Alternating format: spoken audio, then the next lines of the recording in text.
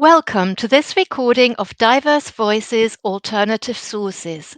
My name is Ute and I'm joined by my colleague Wendy. Slides and handouts for this recording are available on the Join Room page for this recording. There's also a transcript available. We hope you enjoy the recording. The learning outcomes for this recording are that you will, by the end of this session, be able to define diverse voices, alternative sources to support inclusive research. Explain why diverse sources are important to include in your study. Identify the challenges of finding diverse voices and information sources. And find reliable, diverse sources in the online library and beyond. Diverse sources are often found outside academic library collections due to the historic lack of diversity in traditional academic databases. We'll discuss the current situation with academic library collections and consider alternative resources that offer more diverse content. Please note that where your module may require you to do independent research, you will need to follow module advice on what resources you need to use. Let's start with clarifying what we mean by diverse voices, alternative sources. For the purposes of this recording, we will use the term diverse voices as including all groups whose voices are less represented, for example, because of ethnicity, gender, sexuality, disability, or geography. We define alternative sources, which we use interchangeably with diverse sources, as written or produced by diverse or underrepresented voices often found outside of mainstream and academic publishing. So, why are diverse voices important? Well, by expanding the range of voices in your research, you will broaden your ideas by uncovering different perspectives. You'll discover hidden histories, challenge prejudice and stereotypes, discover views that are representative of the world, and be equipped to participate in a global and diverse world. In this context, it's important to bring in the concepts of power and privilege. Individuals have many traits and characteristics. Some characteristics place us in a position of power and privilege. Other characteristics might disadvantage us. The term intersectionality is important here. It describes multiple characteristics that can make it difficult for voices to be heard. Please take a moment to think about what characteristics you think affect a person's power and privilege. You might want to pause the recording for a minute or so to do this.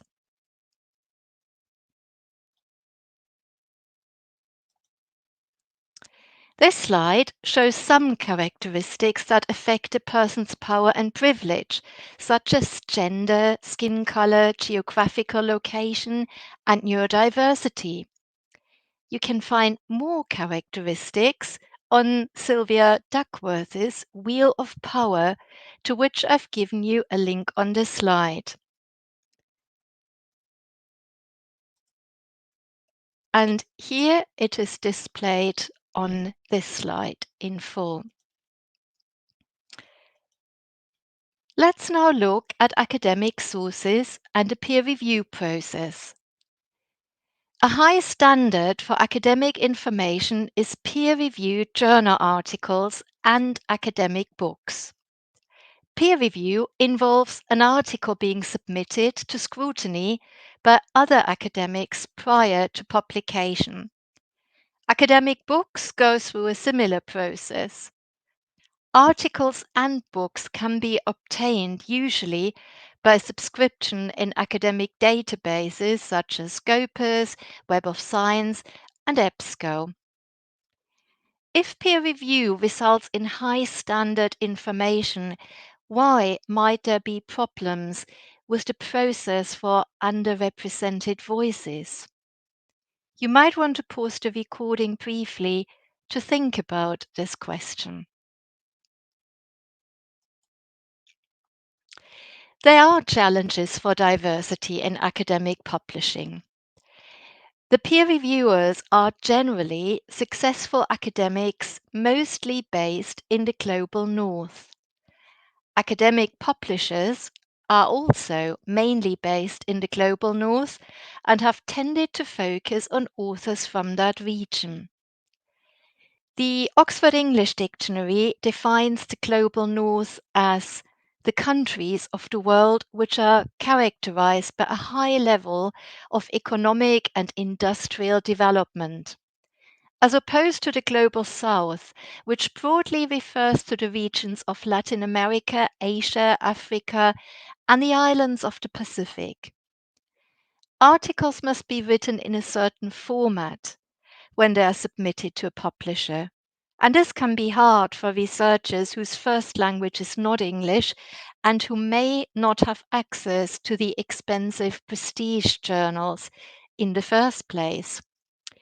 It is a challenge to be published in a well known journal with good indexing and marketing.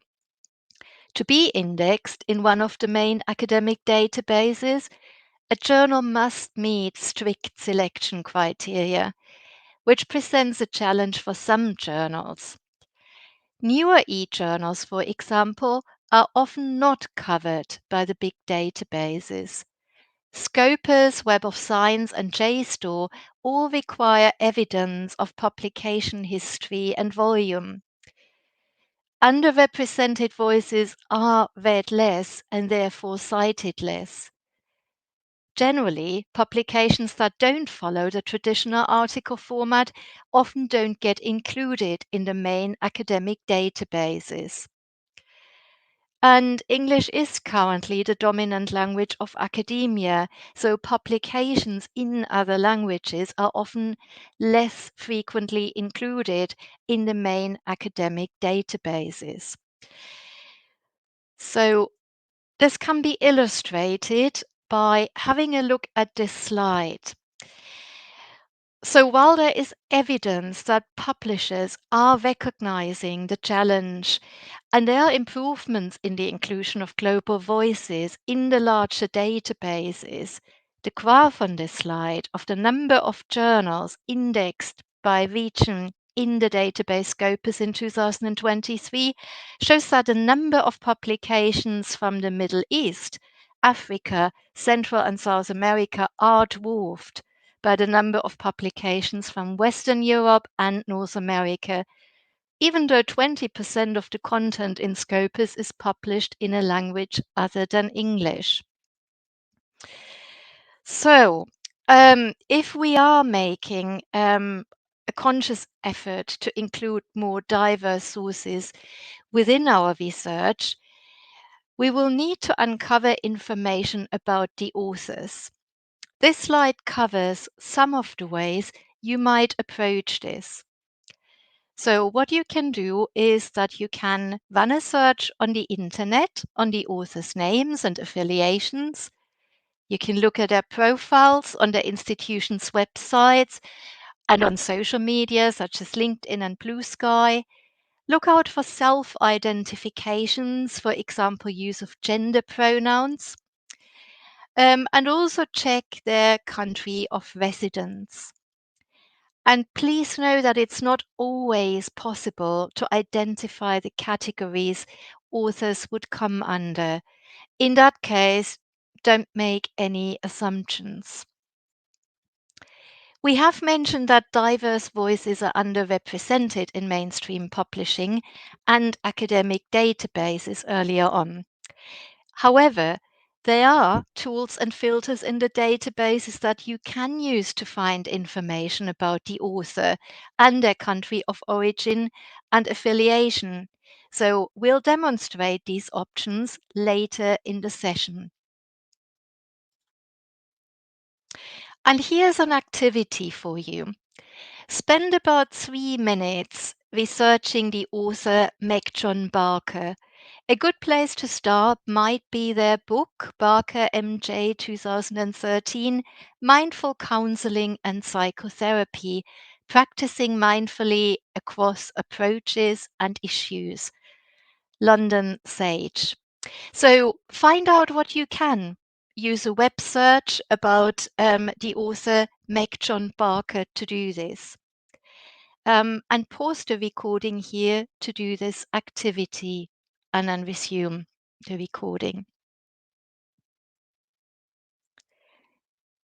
You might have noticed that Meg John Barker uses the pronouns they and them on their blog to clarify their gender identity.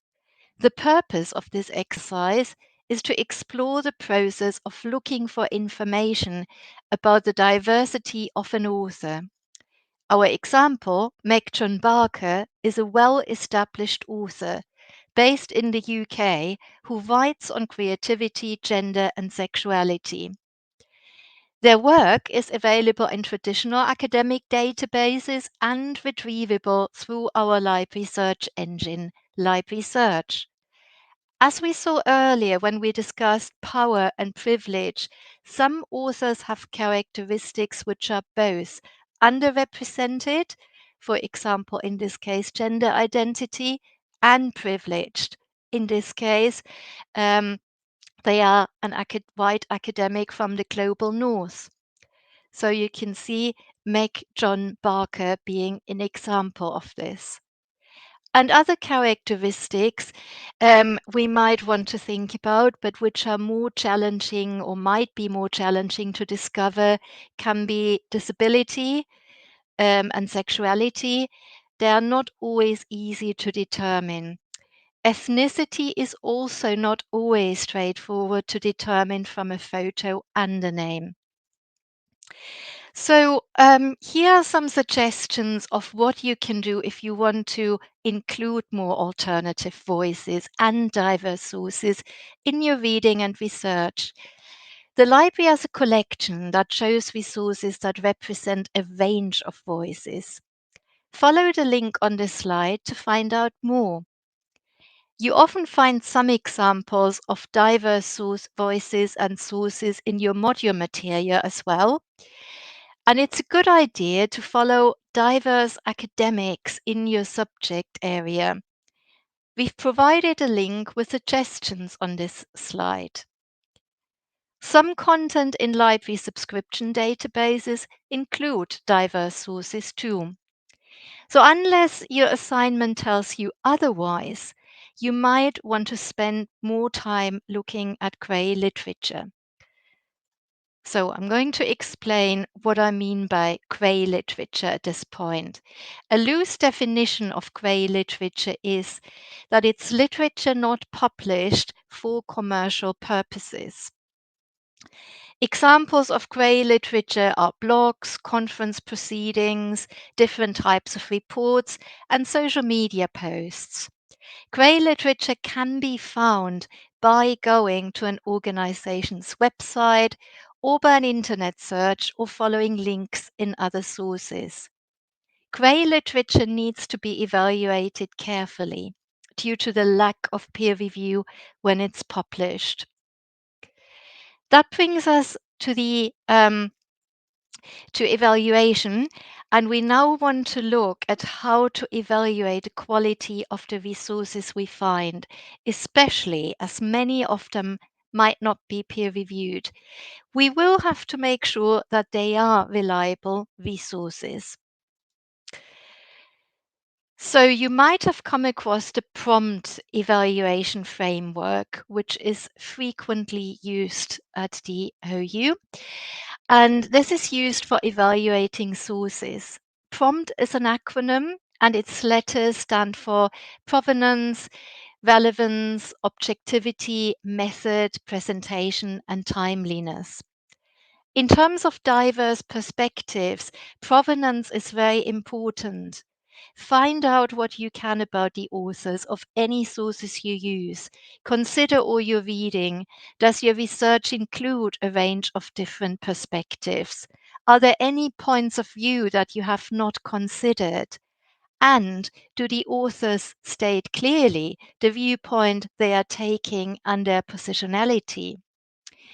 Of course, you need to make sure that the information is relevant as well. And to consider the objectivity of your reading, you need to recognize the positions represented in what you read. Information is presented from a position of interest, whether this is intentional or not. It is the same for you as the reader. You will hold your own belief system, which will influence your ability to objectively appraise information. It's impossible for an individual to let go of these beliefs, but acknowledging them during the research and critical reading process will support a more objective reading. The key point here is that when conducting research, you need to be alert to any omissions or biases you might encounter in the research of others. Think about the method as well of your source. How was the research carried out? And consider how the information was presented, and in terms of timeliness, reflect on whether the research is still valid or too old. For more details on the prompt framework and evaluating information, you might want to access the Assessing the Reliability of Information for Your Assignment training session or the recording, which you can find on our training and events page. So, when looking for diverse sources, the following prompt questions might be particularly useful. Are the sources by diverse authors? Are the sources from different countries, including the global south? Are diverse voices included in the material? And do any of the sources reinforce stereotypes? We use these and other prompting questions when we write library material. And as we've seen earlier, these questions are not always easy to answer, but we can try to find at least some more information about the authors by searching for it and by also checking how they self identify.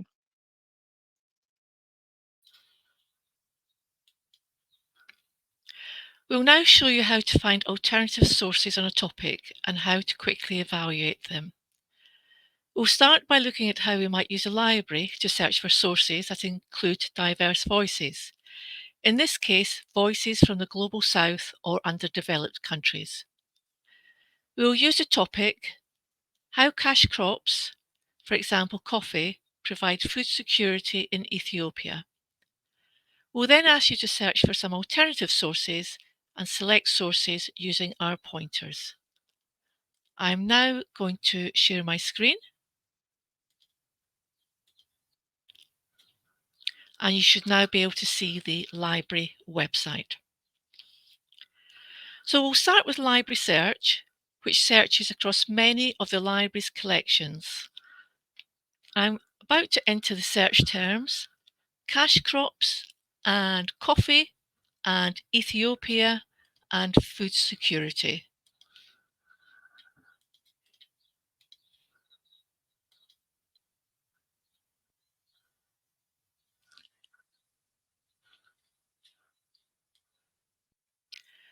So we have a few results that look relevant to our topic. Let's have a look at the first article in our results, which is Cash Crops and Food Security, Evidence from Ethiopian Smallholder Coffee Producers. To access the article, I'm selecting the title link. Then I shall select a link to the publisher's website, in this case Taylor and Francis, to access the article. So the article is now on my screen. So the authors' names are displayed under the title of the article. Hovering over the author's name displays information about the authors, which shows that at least 2 of them are based in Ethiopia.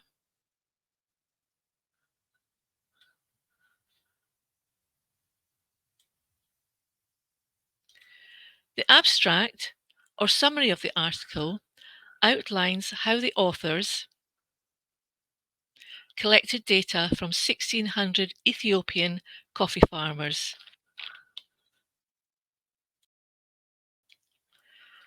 So we found an article which gathers evidence from Ethiopian farmers and is written by authors who are based in Ethiopia or the Global South. So we previously mentioned that peer-reviewed articles in library databases heavily represent voices from the Global North.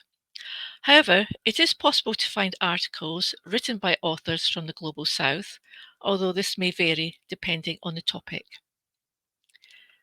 Information about the authors and the abstract or summary of the article can help to identify which of our search results include diverse voices. And you can often find more information in an article, such as the research methodology or details about research funding that might help you make a judgment. So we mentioned earlier that grey literature, which hasn't gone through a formal publication process, can be a source of diverse voices. There are different ways to find grey literature. For instance, use a search engine such as Google, or search on a website of a relevant organisation. We can also follow up references to grey literature in a useful academic article. So let's have a look at the references in our article.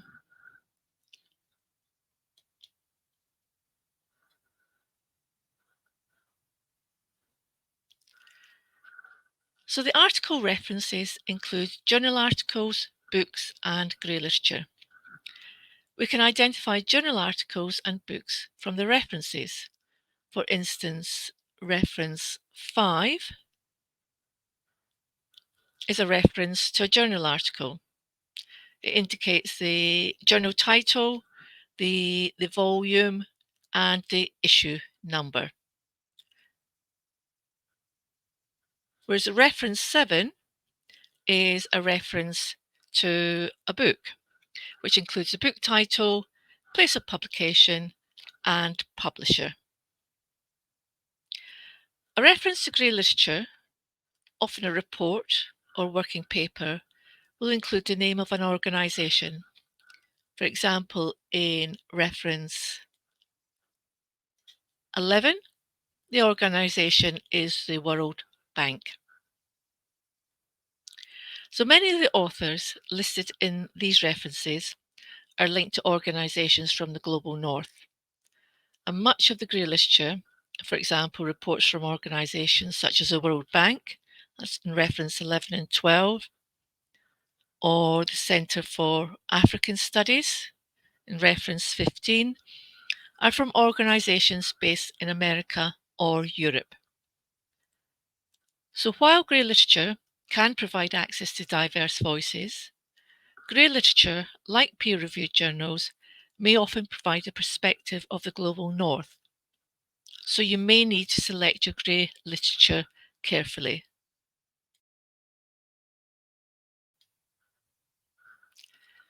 It may be worth following up reference 30,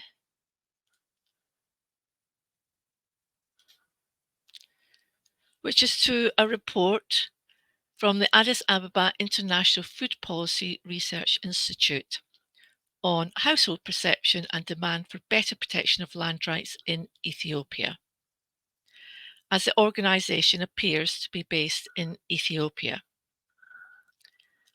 So we can use a search engine to find the organisation. So to do that, I will search for the International Food Policy Research Institute.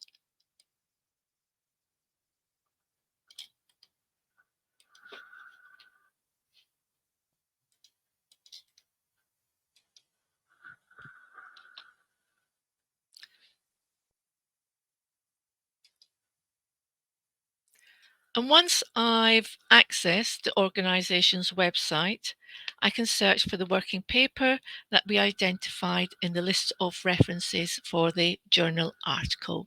So the working paper was called Household Perception and Demand for Better Protection of Land Rights in Ethiopia. So I'll now use the organisation search option, enter the name of the paper and search.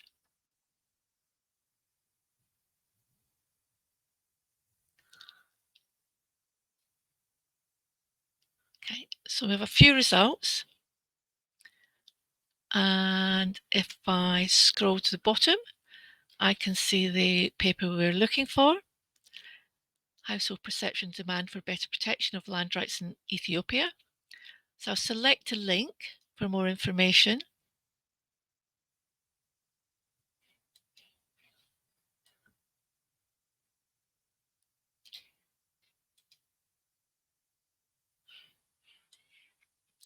First of all, I have some details about the report, and then I can download the full report.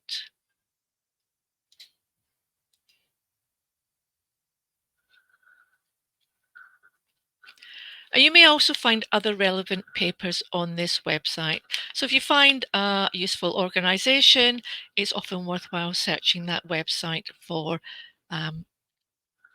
papers and grey literature. So while the International Food Policy Research Institute is based in Washington, browsing the content of the Addis Ababa branch shows that much of the research is carried out by local researchers. So far we've used library search to find an academic source that includes voices from the global south, and we've followed up a reference to find grey literature. So we'll now look at searching within the library's Diverse Voices collection. It's a collection of resources that represent a range of voices. So I'm going back to the library homepage. So to access the Diverse Voices collection, I'm selecting Library Resources, a link at the top of the screen. Then on the right, I'm selecting a link to explore curated resources. Then on that page, I can select a link to Diverse Voices.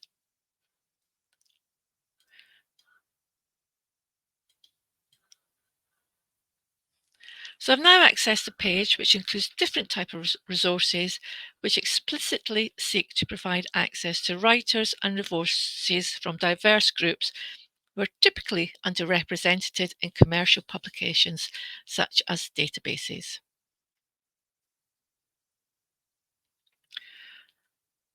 So there's a range of sources on this page, but I'll select the African Journals Online database as it looks the most relevant to our topic. So I'm selecting the link to access the database.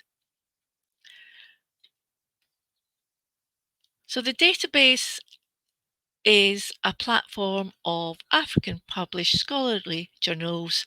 It's a non-profit organisation that works to increase global and continental online access to African published peer-reviewed research. So I can look for journals of specific countries. For example, I can find 66 articles from Ethiopia. So potentially I could access these articles, individual journals, and search within the journals. But for the purpose of this demonstration, I am going to search across all the journals in African Journals Online. So I'm going to enter my search terms again that we used earlier on library search to find a journal article. I'm going to pop the search terms and into the search engine and click on search. So our search was cash crops and coffee and Ethiopia and food security. So 122 results, so I can browse down and check whether there's anything of interest. So potentially commercialization of coffee production in coffee-based farming systems in Ethiopia might be interesting. So I can select a title link.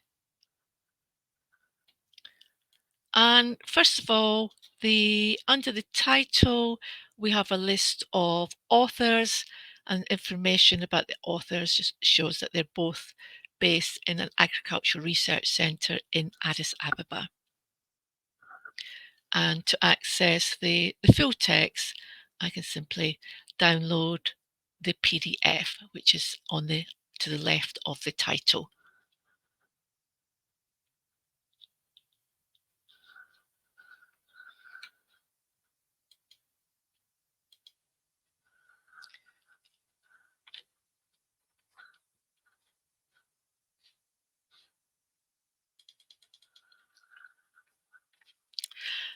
So far, we've used Library Search, which searches across many of the library's collections.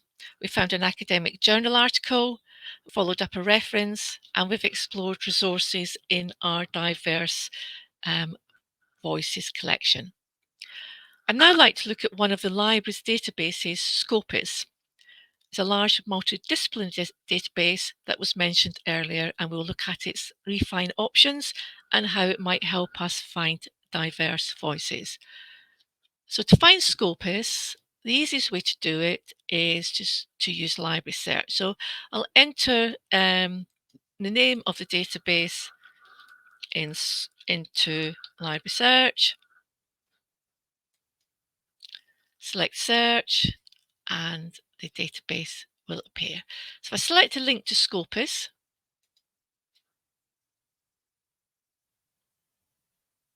I will access the database. So I can enter some search terms, and this time I shall enter coffee and Ethiopia and food security.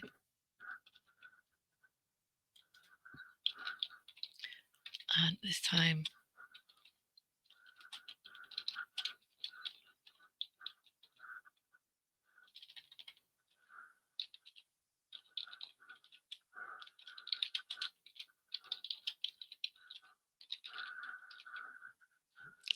so I've entered my search terms, and then I'll select the search button.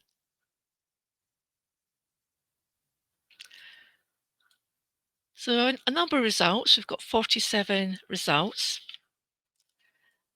On the left of the screen, there are some refine options, which were mentioned earlier in the session. So we can look at these to help us find voices from the Global South or Ethiopia. So first of all, we can look at affiliation, and we can see that some of the authors are affiliated to universities based in the Global South. Some are affiliated to universities based in the Global North. So you might want to select the universities based in the Global South. And another refine option you could look at is the funding sponsor. Again, you might look at whether you want to see whether the funding comes from the Global South or whether it comes from the Global North, and whether there might be any potential bias linked to funding which comes to the Global North. It's not always the case, but it's just a point to consider. So these are useful refine options which will help you find diverse voices. So this demonstration has introduced you to ways of finding diverse voices in the Open University Library. And just to recap, we've used library search. We've followed up a reference to find grey literature, which you could also find by just a general web search. We've looked at our diverse voices collections, and we've looked at one of the databases which is available within the Open University Library. So I'll now stop sharing my screen, and we will return to the slides. It's now your turn. So we suggest you spend around 10 minutes looking for information on either a topic of your choice or one of the topics on the slide. So the topics suggested are the impact of climate change on food production. So you could try the search terms climate change and food production.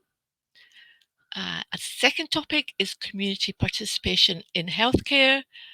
You could try the search terms community participation and healthcare. And the third option is suggested option is discrimination of a particular group, LGBTQ and ethnicity. So you could perhaps try the search terms discrimination and race, or try a topic of your own choice. So you can try library search. There's a link to library search on the slide. You can explore diverse voices collection, or you could try a search engine to look for grey literature. Try and identify results that include underrepresented voices, for example, ethnicity, geographic area, or sexuality. You might like to pause the recording for a few minutes for this activity.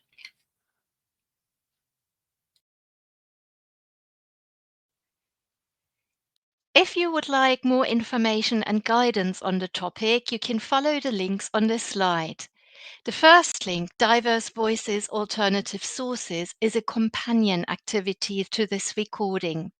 The second link takes you to the aforementioned Wheel of Power and Privilege by Sylvia Duckworth. The third link goes to a website called The Open Notebook, which is a website that contains many useful diversity, equality, and inclusion resources. So, where can you go for help after this? The Library Help Desk is available to help you whenever you need us, and our contact details are available on every page of the library website. The phones are staffed 9 to 5, Monday to Friday, or you can send us an email. We also have a web chat service, which is available 24 hours a day, 7 days a week. And finally, as mentioned earlier, these slides are available to download alongside a handout which summarizes everything that has been covered in this recording. You can download these from the page that gave you more information about the session. So, to sum up, you will now be able to define diverse voices, alternative sources to support inclusive research, explain why diverse sources are important to include in your study, identify the challenges of finding diverse voices and information sources, and find reliable, diverse sources in the online library and beyond. And that's the end of the recording. If you have time, it would be really appreciated if you could click on the link to leave some feedback. We are always looking to improve our sessions and recordings, and your feedback lets us know what we can do to make it better for you. Thank you very much for listening.